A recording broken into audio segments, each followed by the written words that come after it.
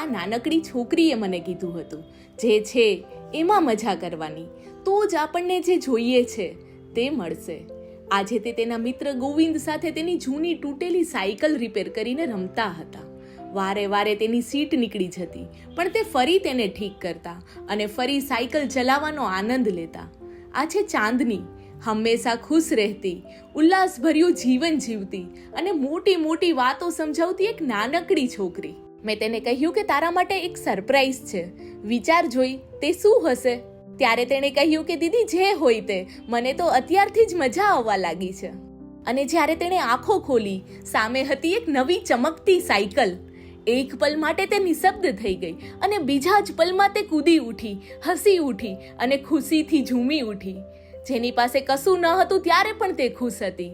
અને હવે તેનું હાસ્ય બમણું થઈ ગયું.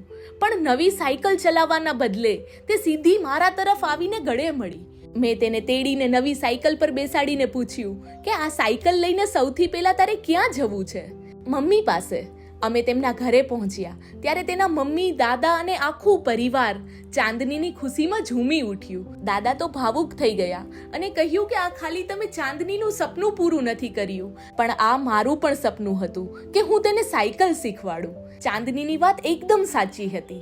જે તમારી પાસે અત્યારે છે, જો તેને તમે ખુશીથી માણી શકો તો તમને જે જોઈએ છે એ એક દિવસ જરૂર મળશે.